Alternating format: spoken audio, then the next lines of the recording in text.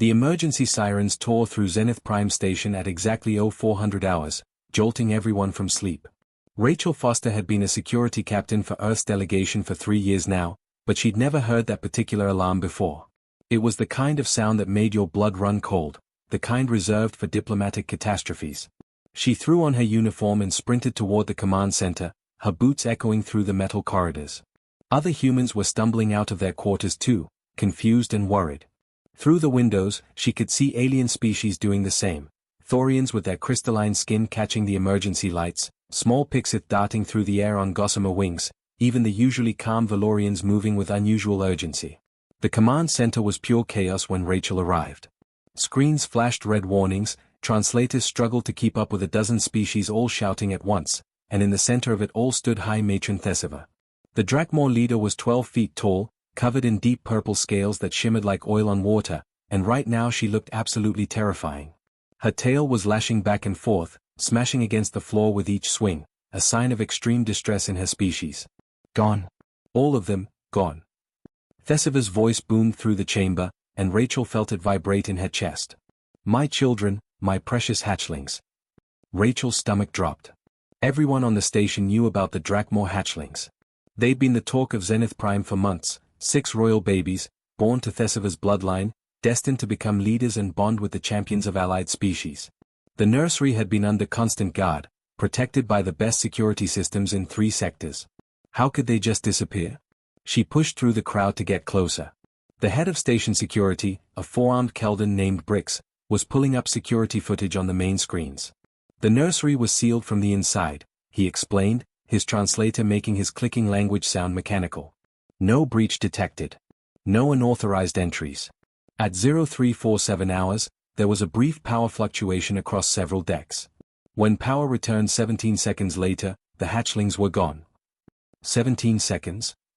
Rachel repeated. That's impossible.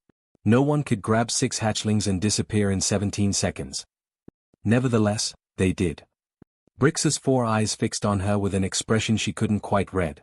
The power fluctuation originated in the human sector. Maintenance level 7. The room went quiet. Every alien eye turned toward Rachel and the handful of other humans present. She felt the weight of their suspicion like a physical thing pressing down on her shoulders. Ambassador Krevith of the Thorian Empire stepped forward, his crystalline body refracting the emergency lights into rainbow patterns across the walls. His species had never fully trusted humans, thought they were too unpredictable, too emotional, too young to be part of the galactic community. How very convenient, he said, his voice dripping with sarcasm. Humans experience technical difficulties, and simultaneously the most valuable beings on this station vanish without a trace. We didn't do this, Rachel said firmly, but even she could hear how defensive it sounded. Of course you would say that, another voice called out. It was Councillor Vix, a mantha whose species had competed with humans for trading rights in the outer colonies. Your kind has been looking for ways to gain leverage since you joined the council. That's ridiculous, Rachel shot back. We have nothing to gain from stealing hatchlings. We'd lose everything, our seat on the council, our trade agreements, our allies. Unless you plan to ransom them, Vix suggested coldly. Thesiva's roar silenced everyone. It was a sound of pure anguish, the cry of a mother who'd lost her children. When she spoke again, her voice was barely controlled rage. I do not care about your politics or your suspicions. I want my hatchlings found. Now. The Galactic Council convened within the hour.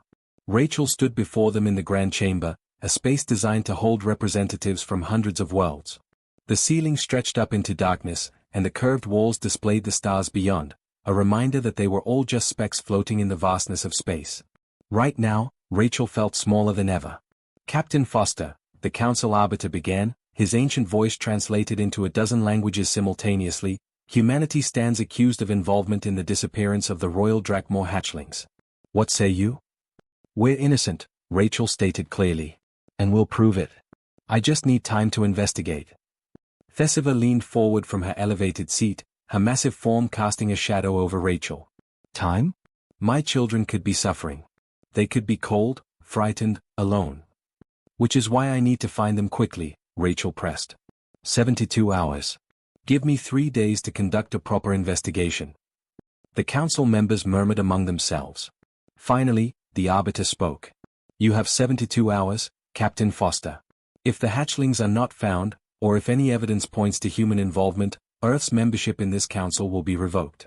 Your species will be barred from galactic space. Do you understand? Rachel's mouth went dry, but she nodded. Understood. As she left the chamber, she heard Krevitha's voice echo behind her. 72 hours until humanity shows its true colors. Rachel had 3 days to save not just 6 missing hatchlings, but Earth's entire future among the stars. She headed straight for maintenance level 7, knowing that whatever answers existed, they started with that power fluctuation in the human sector. She just hoped those answers wouldn't destroy everything humanity had worked for. Rachel descended into the maintenance levels with growing frustration. She'd been searching for 12 hours straight, interviewing every human who'd been on duty during the power surge, checking and rechecking security logs that showed absolutely nothing useful. The deeper she went into the station's guts, the hotter and more cramped it became.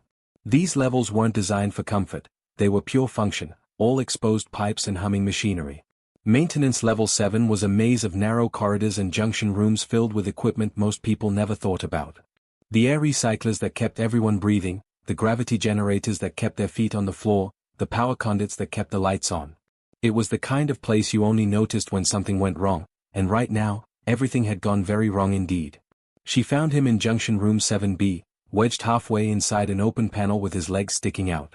Sparks flew from somewhere inside the wall, followed by some creative cursing that made Rachel raise an eyebrow. A moment later, Tom Bennett wriggled back out, his face smudged with grease and his brown hair sticking up at odd angles. "Hand me the plasma torch, would you?" he said without looking, assuming she was another maintenance worker. "I'm not here to help with repairs," Rachel said. Tom looked up, startled, and banged his head on the panel edge. "Damn it." He rubbed his head and squinted at her uniform. "Captain Foster? What brings security down to the fun levels?" Rachel studied him carefully. Tom Bennett, 32 years old, been working maintenance on Zenith Prime for 18 months. His file said he'd barely passed his certification exams but had a reputation for fixing things other people had given up on. He worked double shifts regularly, lived alone, kept to himself mostly. Nothing in his background suggested he'd steal alien royalty. "I need to ask you about the power surge 3 weeks ago." Tom's expression didn't change, but Rachel noticed his hand tighten slightly on the wrench he was holding. "Already told station ops everything. I was rerouting power from the secondary grid to keep life support running in sections 12 through 18. Standard emergency protocol." "Walk me through it again." Tom sighed and set down his tools. "Fine. Around 0330 hours, I got an alert that the primary power coupling was failing. If I hadn't switched to secondary, half the residential sections would have lost air circulation. So I came down here, did the reroute, power flickered for maybe 20 seconds total, then everything stabilized. That's it." "And you didn't see anything unusual? Hear anything? In maintenance tunnels at 3 in the morning? Just the usual creaks and groans of a station this size." Tom picked up a rag and wiped his hands, but Rachel noticed he wasn't making eye contact anymore. "Why?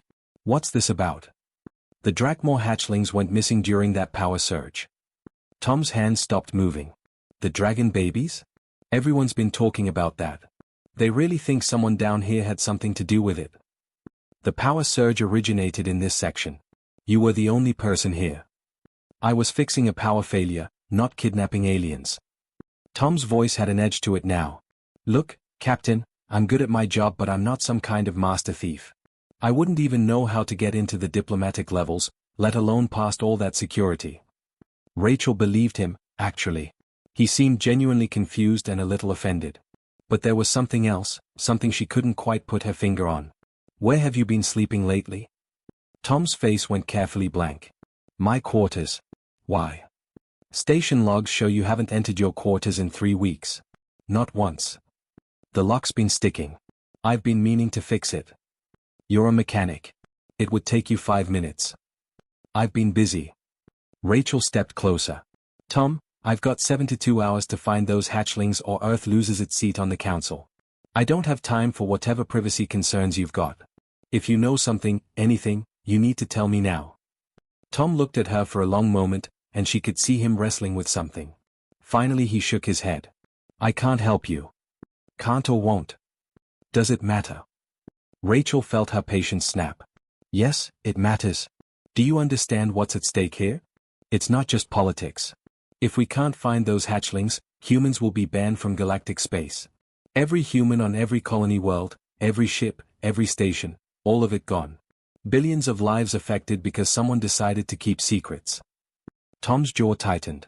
I'm not keeping secrets. He stopped, rubbed his face with both hands. Look, I've got a personal situation going on, okay? Nothing to do with missing hatchlings or diplomatic incidents. Just personal stuff that's nobody's business but mine. I'm making it my business. You can't. I can have you detained for obstruction of a council investigation. The color drained from Tom's face. You wouldn't. Try me. I've got 48 hours left and 0 leads. You're acting suspicious, you're sleeping in your workshop instead of your quarters, and you were in the exact location where everything went wrong. So either you tell me what you're hiding, or I haul you to a detention cell and search every centimeter of this level. Tom stared at her, and for a moment Rachel thought he was going to call her bluff. Then his shoulders sagged. If I show you, you have to promise you'll understand. I was trying to help. I didn't know what else to do. Show me what? Tom didn't answer. He just grabbed a flashlight and headed deeper into the maintenance corridors. Rachel followed, her hand instinctively moving closer to her sidearm. They walked for 5 minutes, taking turns she'd never noticed before, until Tom stopped in front of what looked like a solid wall. This corridor isn't on the station maps, Rachel said. Yeah, well, stations this old have lots of spaces that aren't on maps anymore. Sealed off, forgotten about. Tom pressed his palm against a specific spot on the wall, and a section slid open, clearly rigged with some kind of jury-rig sensor. I found this place my first week here. Been using it for storage mostly. Warm air wafted out from the opening, and Rachel heard something that made her freeze. Soft chirping sounds, like birds but deeper, more musical.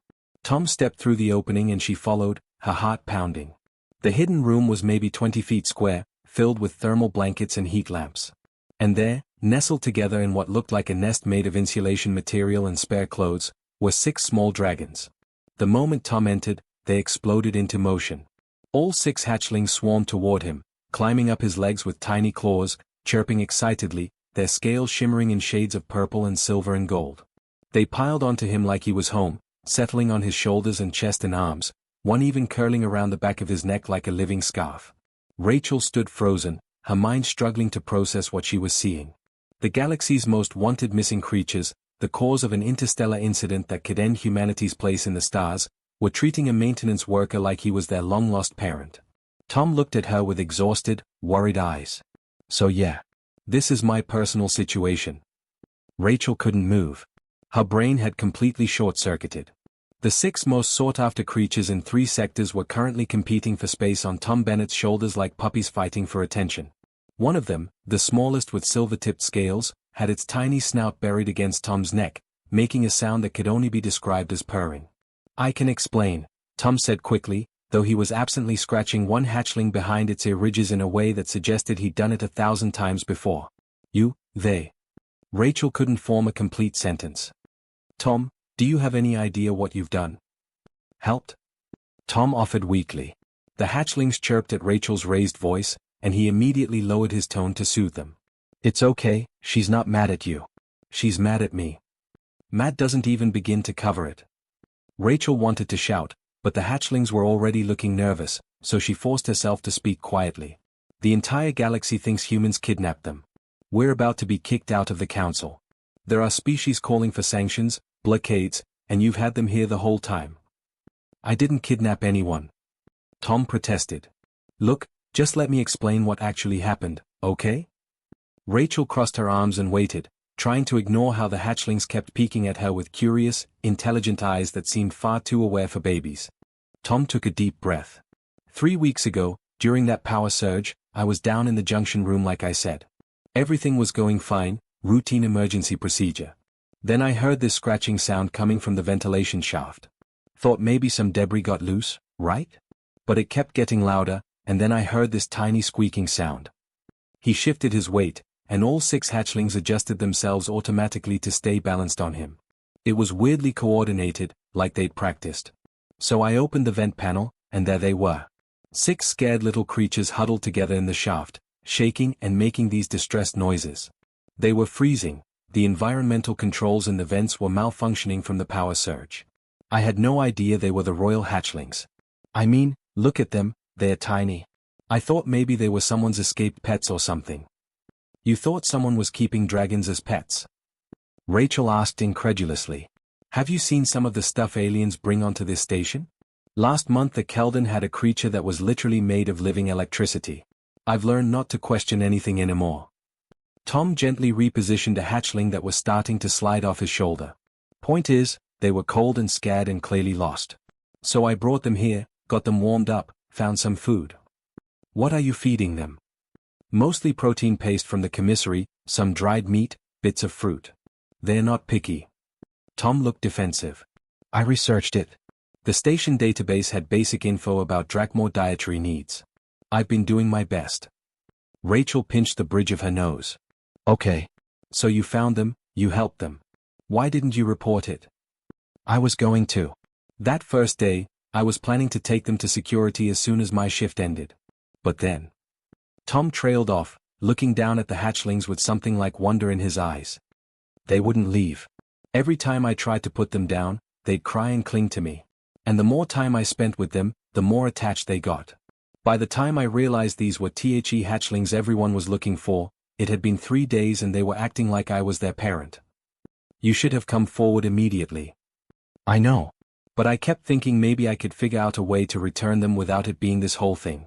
And the longer I waited, the harder it got to admit what I'd done, or not done, I guess. Plus, they were happy and healthy and safe. I convinced myself a few more days wouldn't hurt while I figured out the right approach. One of the hatchlings yawned, showing rows of tiny sharp teeth, and curled up tighter against Tom's chest.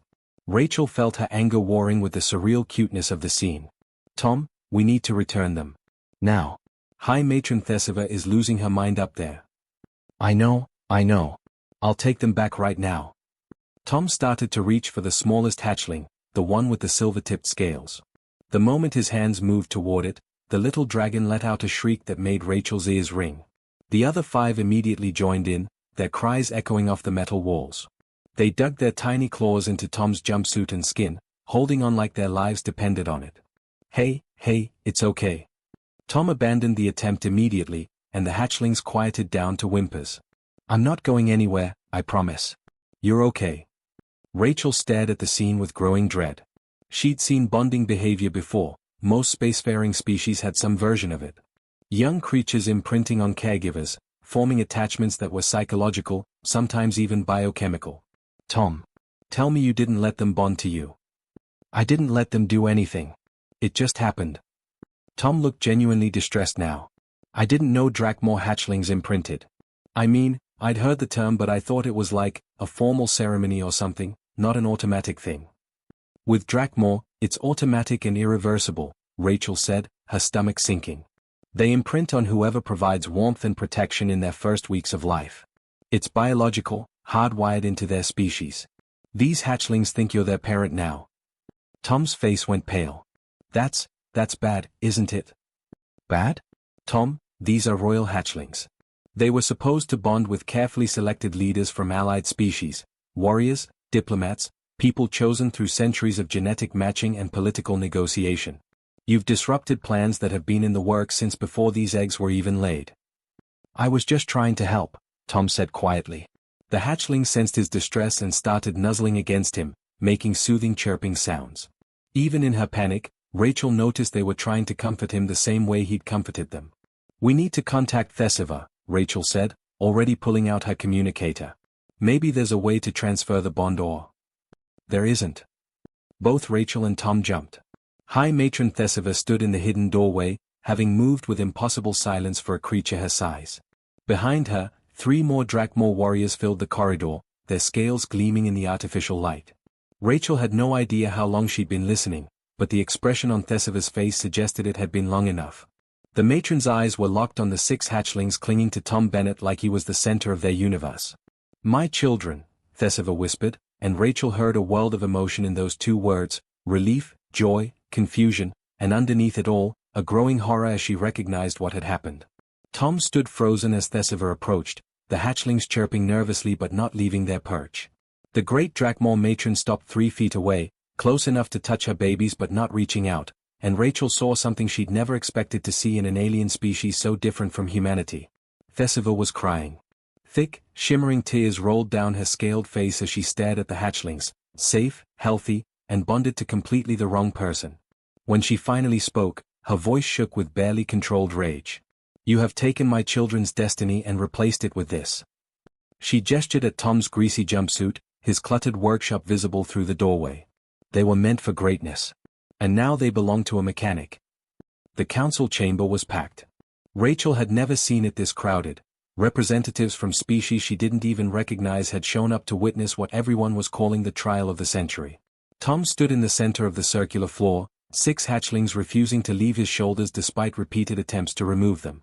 He looked absolutely terrified, and Rachel couldn't blame him. Above him, arranged in curved tiers that rose toward the domed ceiling, sat the most powerful beings in known space, and most of them looked ready to see him fail. High Matron Thessiva occupied the largest seat, her massive form radiating controlled fury. She'd spent the past 2 days trying everything to separate the hatchlings from Tom. Bribes of their favorite foods. Toys designed specifically for young Drakmor. Even bringing in other members of her species to call to them. Nothing worked.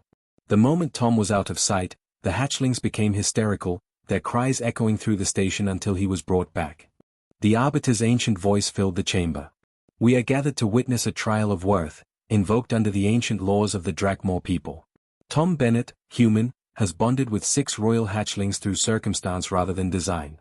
High Matron Thessiva challenges this bond and demands he prove himself worthy of the honor thrust upon him." Tom swallowed hard. Rachel caught his eye from where she stood with the other human observers and tried to give him an encouraging nod. It didn't seem to help much. "The trial consists of 3 tests, Thessiva announced, standing to her full impressive height. Combat prowess, strategic thinking, and spiritual worthiness. Should he fail any test, the bond will be ritually severed. The hatchlings will undergo treatment to forget him, and he will never see them again." Rachel saw Tom's hand unconsciously move to touch the smallest hatchling, the one with silver-tipped scales that had claimed the spot on his shoulder as its permanent home. The idea of these babies being made to forget him clearly hurt worse than any punishment they could inflict on him directly. "I'll do whatever it takes," Tom said, his voice steadier than Rachel expected. "I'm not giving them up." The first trial was held in the station's training arena. Tom was given basic protective gear and a staff. Traditional Drakmor weapons were too large for human hands. His opponent was Kara, a young Drakmor warrior who was apparently going easy on him by Drakmor standards. She was still 9 feet tall and covered in battle scars.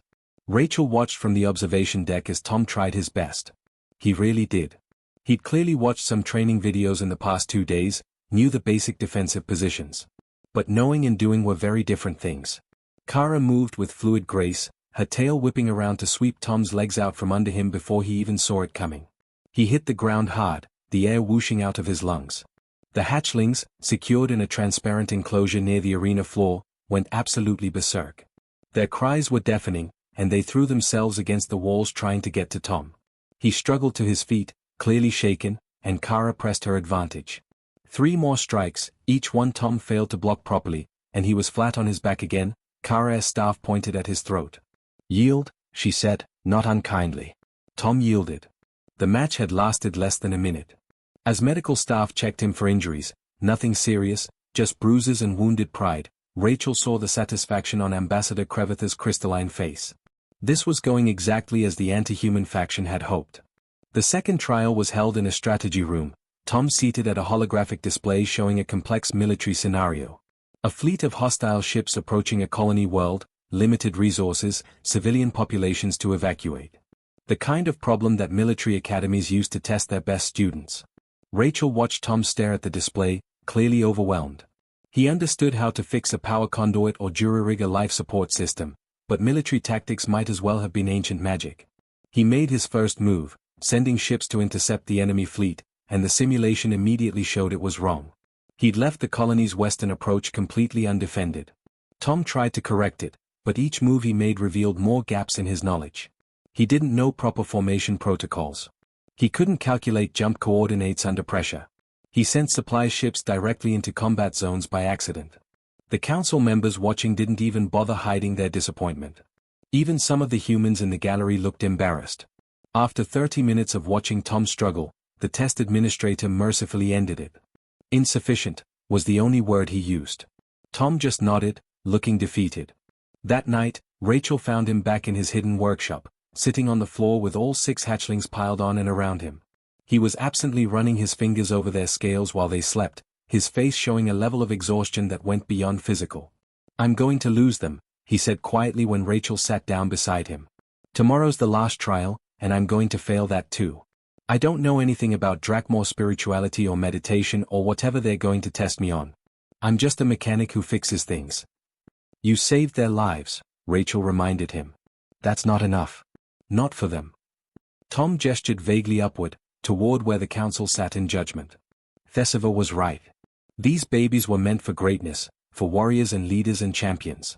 Instead they got stuck with me, and now they're going to be made to forget I ever existed. The smallest hatchling, the silver-tipped one Tom had privately started calling Spark, stirred in his lap. It opened one sleepy eye, saw Tom's distressed expression, and made a soft questioning chirp. Tom immediately smoothed his face and whispered, "It's okay, I'm fine. Go back to sleep." Spark didn't believe him. The little dragon crawled up Tom's chest to his shoulder and started nuzzling against his neck, making those comforting purring sounds. One by one, the other hatchlings woke up and joined in, responding to Tom's emotional state even in their sleep. Within moments, all 6 were actively trying to make him feel better, chirping and nuzzling and even bringing him tools from his workbench like gifts. Rachel watched this scene and felt something click in her mind. "Tom, why did they bond to you?" "Because I was there when they needed help." "No, I mean specifically, what about you made them choose you over anyone else they might have encountered?" Tom looked down at the hatchlings, now playing with a wrench they'd dragged over. "I don't know. I figured out what they needed and gave it to them. They were cold, so I found heat lamps. They were scared, so I stayed with them. They were hungry, so I researched what they could eat and got it for them. It's just problem solving." "Exactly," Rachel said, an idea forming. "You're good at figuring things out, at adapting, at finding solutions nobody else sees. That's not weakness, Tom. That's a completely different kind of strength." Tom didn't look convinced, but something was nagging at Rachel's thoughts.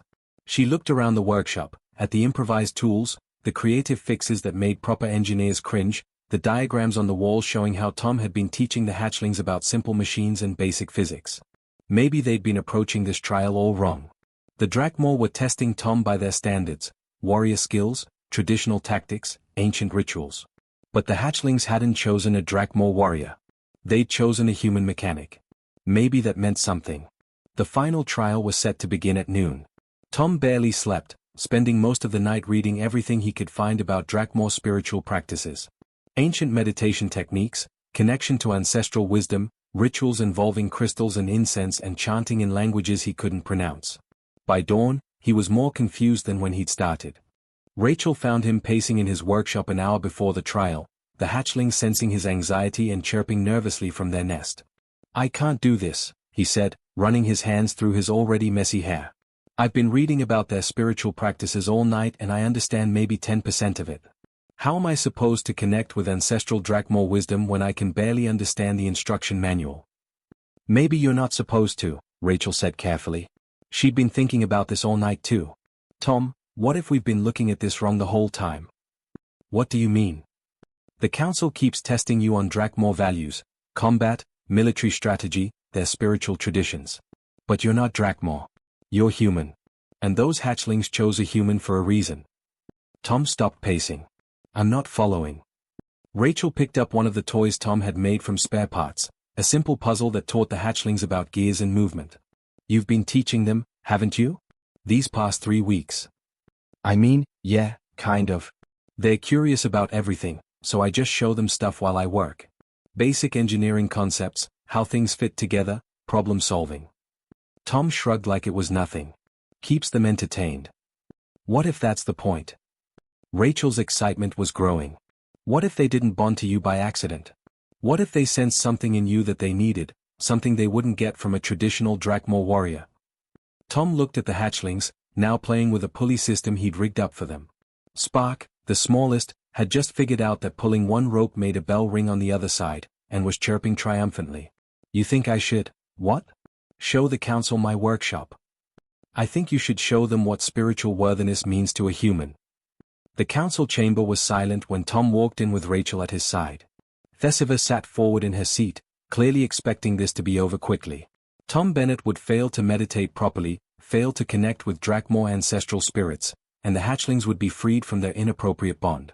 "Hi Matron," Tom began, his voice surprisingly steady. "I've spent the past day studying your spiritual practices, and I'm going to be honest, I don't fully understand them. Your people have thousands of years of tradition that I can't hope to master in a few hours." Thesiva's expression hardened. "Then you admit defeat?" "No," Tom said firmly. "I'm asking for a modification to the trial. Let me show you what spiritual worthiness means in human terms. If you still find me unworthy after that, I'll accept your judgment."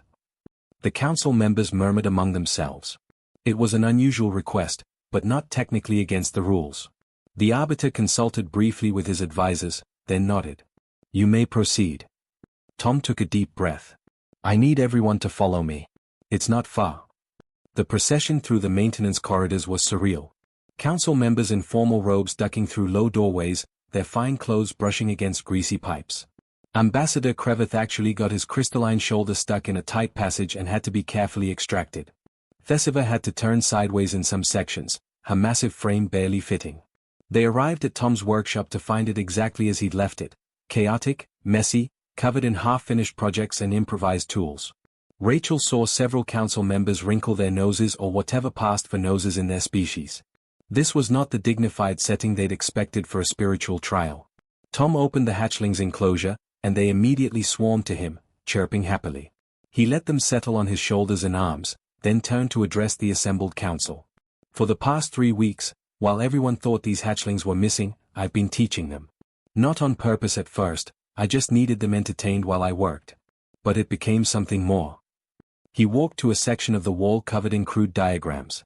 "This is how a power conduit works. These are basic mechanical principles: levers, pulleys, gears.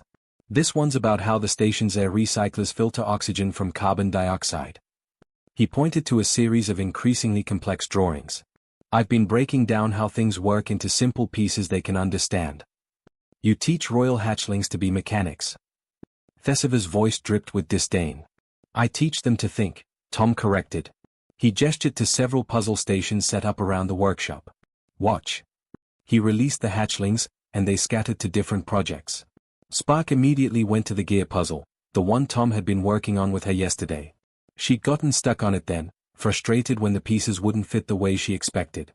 Now, Rachel watched as the little dragon tried a different approach, testing each gear, seeing how they connected, working through the problem methodically. Another hatchling, the largest one with deep purple scales, was tackling a sorting game. Different colored blocks had to go through different shaped holes. Yesterday he tried to force them. Today he was testing each block carefully, learning from each failed attempt. "They're learning to fail," Tom explained quietly. "In Drakmor culture, failure brings shame, right? Warriors are expected to succeed or die trying. But these little ones are learning that failure is just information. It tells you what doesn't work so you can try something else." Thesiva stood abruptly. "You teach my children to accept defeat."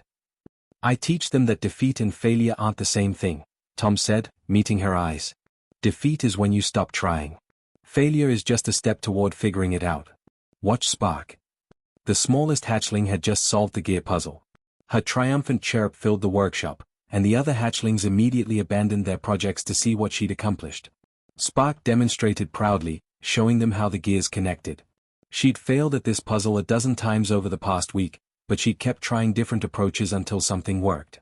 "They're teaching each other," Rachel breathed, seeing it clearly now. The hatchlings weren't just learning from Tom, they were learning to share knowledge, to collaborate, to build on each other's discoveries. "Your people value strength and tradition," Tom said, turning back to Thesiva. "And those are important things. But the galaxy is changing. There are problems coming that can't be solved with warrior skills alone. These hatchlings, your children, they sense that somehow. They chose me not because I'm strong or strategic or spiritually enlightened. They chose me because I'm good at figuring things out, even when I don't know the answer at first." He knelt down, and all 6 hatchlings rushed back to him, climbing over each other to reach him. "I've been teaching them to ask questions, to experiment, to look at problems from different angles. To not be afraid of being wrong because being wrong is how you learn to be right." The workshop fell silent except for the soft chirping of the hatchlings. Rachel looked around at the council members' faces, trying to gauge their reactions. Ambassador Creveth looked thoughtful, his earlier hostility faded. Even the Arbiter was leaning forward with interest. Thesiva slowly descended from her elevated position. She walked through the workshop, examining the teaching tools Tom had created from spare parts. She stopped at the diagrams on the walls, complex station systems broken down into simple, understandable pieces. Her massive hand traced over a drawing showing how the gravity generators worked. "You make the complicated simple," she said finally. "That's kind of my job," Tom admitted. "Can't fix something if you don't understand it first." Thesiva turned to face him fully. For a long moment, she just stared at him and the hatchlings clinging to his shoulders. Spark chose that moment to chirp and show Thesiva the gear puzzle she'd solved, clearly proud and wanting to share her accomplishment with her biological mother. Something shifted in Thesiva's expression. "They are different than they should be." "Yeah," Tom said softly. "I'm sorry about that. They think like humans now." "A little bit, maybe. They're still Drakmor, still yours. They're just learning to solve problems in addition to everything else they'll learn." Thesiva was quiet for a long time. Rachel held her breath, watching the massive alien matriarch wrestle with something that went against everything her culture valued. Finally, Thesiva made a sound, a strange grinding noise that Rachel realized after a moment was laughter. "The galaxy will think I have gone mad," Thesiva said, but there was warmth in her voice now. "Royal Drakmor hatchlings, learning from a mechanic. Being taught to accept failure. Playing with toys made from garbage." She looked at her children again, really looked at them, and saw how engaged they were, how curious, how eager to learn. "But perhaps mad is what we need." She turned to address the council. "I accept this bond. These hatchlings will grow learning both Drakmor strength and human creativity." She said the word like she wasn't entirely sure what it meant but was willing to find out. The council chamber erupted in debate, but the Arbiter's decision was final. Tom Bennett, maintenance mechanic, was granted diplomatic status as guardian to 6 Royal Drakmor hatchlings. As the council members filed out, still arguing, Rachel saw Tom sink to the floor in relief, all 6 dragons piling on top of him in celebration. "You did it," Rachel said, grinning. "We did it," Tom corrected. Then he looked down at Spark, who was already tugging at his tool belt, ready for the next lesson. "Now I just have to figure out how to raise 6 dragon babies who are going to grow up to be galactic leaders. No pressure."